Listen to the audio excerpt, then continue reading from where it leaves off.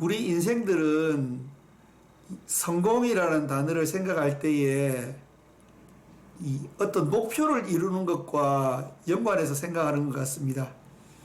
내가 어떤 대학에 가고자 할 때에 그 대학에 합격하면은 성공이다.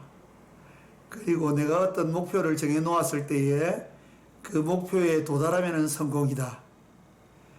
그리고 내가 어떤 사람과 결혼하려고 했을 때에 내가 정해 놓은 그 기준에 맞는 사람을 만나서 결혼하면은 성공이다. 그렇게 생각하는 것 같습니다. 그러나 성경은 조금 다르게 말씀하고 있는 것 같습니다. 우리가 먼저 전도서 9장 9절 말씀을 한번 보도록 하겠습니다. 내 헛된 평생의 모든 날, 곧 하나님이 해 아래서 내게 주신 모든 헛된 날에 사랑하는 아내와 함께 즐겁게 살지어다. 이는 내가 일평생에 해 아래서 수고하고 얻은 분복이니라. 이렇게 기록되어 있거든요. 여러분 잘 아시다시피 이 전도서는 솔로몬 왕이 쓴 책입니다. 솔로몬은 어떻게 보면은 성공한 사람이지 않습니까? 세상적으로 보면은 완전 성공한 사람이죠. 그런데 이 솔로몬이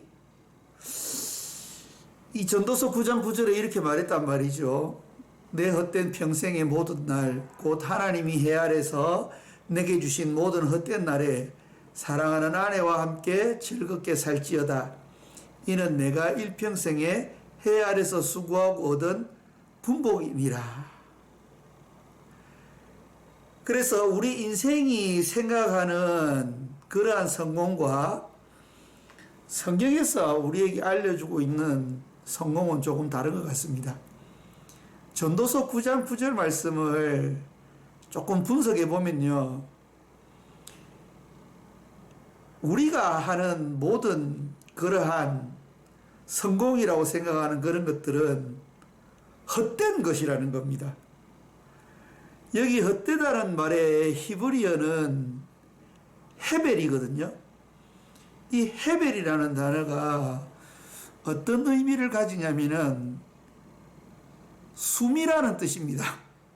그러니까 한번 후 하고 쉬는 숨을 이야기하는 겁니다. 우리가 이렇게 후 하고 숨을 쉴 때에 또 우리가 숨을 들어 마실 때 이게 숨을 들어 마시는 순간이 순간적이지 않습니까? 그리고 이 숨을 내뱉으면은 공기 중으로 그 숨이 사라져 버립니다. 그래서 우리의 인생이 그렇다는 거죠. 우리가 왕이 되든 또 우리가 돈을 엄청 많이 벌어서 부자가 되든 우리가 무엇을 이루어 놓든 그 이루어 놓은 것이 헛된 것이라는 거죠. 성경은. 우리가 최선을 다해서 일을 해야 됩니다. 하나님이 주신 그런 사명을 감당해야 되는데요. 그것이 우리의 궁극적인 성공의 목표가 되어서는 안 된다는 것을 성경은 이야기해 주고 있죠.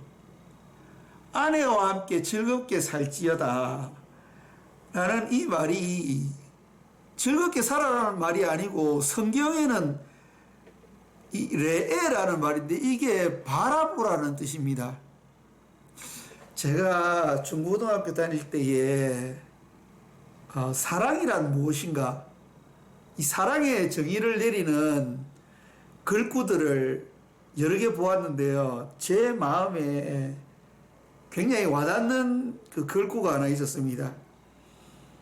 그것이 뭐냐면요. 사랑은 서로 바라보는 것이 아니고 같은 곳을 바라보는 것이다. 아주 멋있지 않습니까, 여러분? 그래서 성경은 진정한 성공의 삶은 주변 사람들과 함께 같은 곳을 바라볼 수 있는 것이 성공이다. 이렇게 이야기하는 것 같습니다. 아내와 함께 즐겁게 살아라는 말은 아내만 이야기하는 것이 아니고요.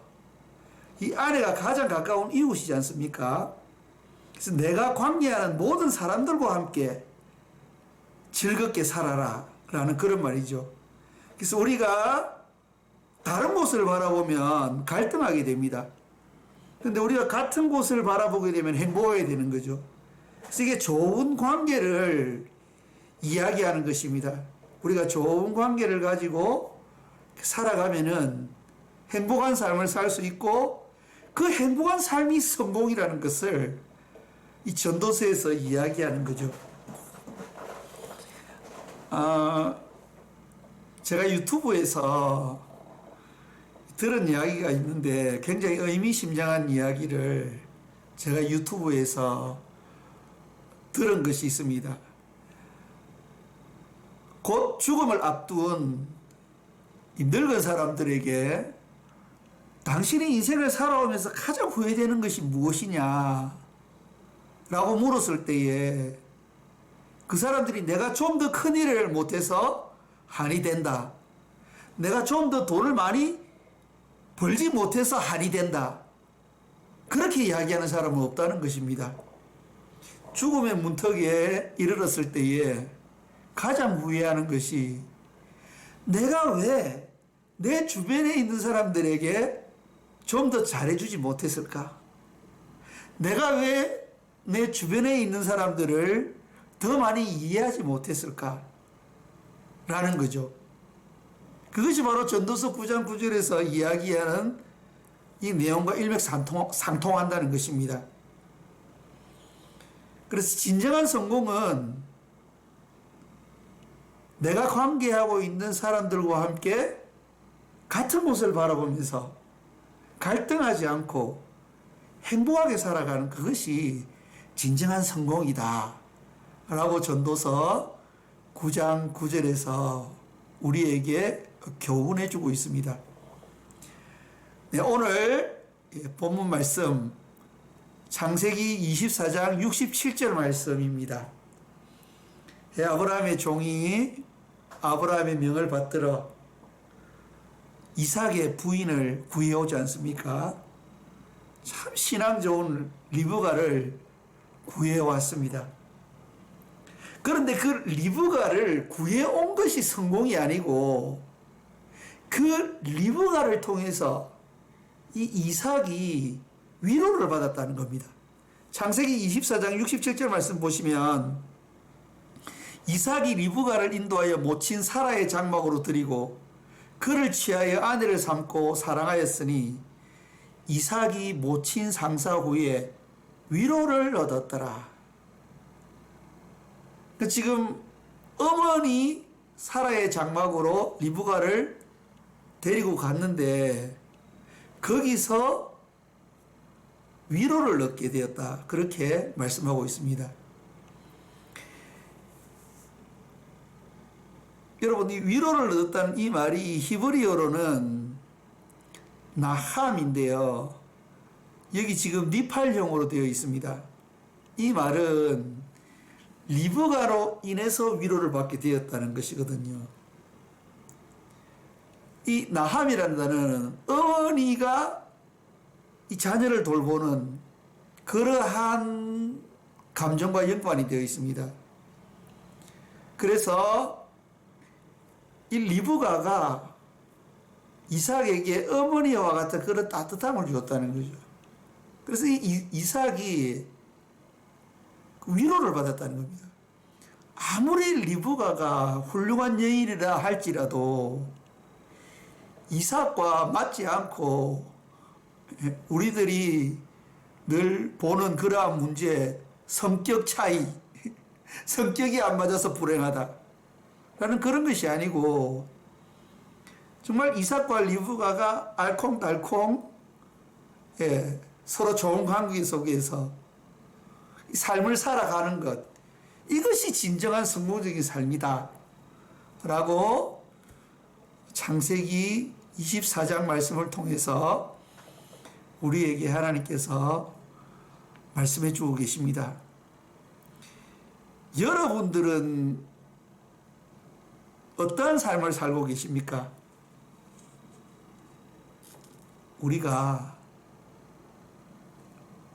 우리 주변에 있는 사람들과 좋은 관계를 가지고 그들을 위로하고 또한 그들로부터 위로받는 그러한 삶을 사는 것이 진정한 성공적인 삶이라고 창세기 24장 67절 말씀을 통해서 우리가 배울 수 있습니다.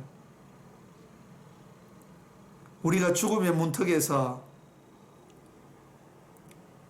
우리의 삶은 참으로 성공적인 삶이었다 라고 하나님 앞에 고백하며 하나님 앞에서 감사하며 하나님께 영광을 돌리며 우리의 삶이 마칠 수 있다면 그것이 진정한 성공이 아니겠습니까?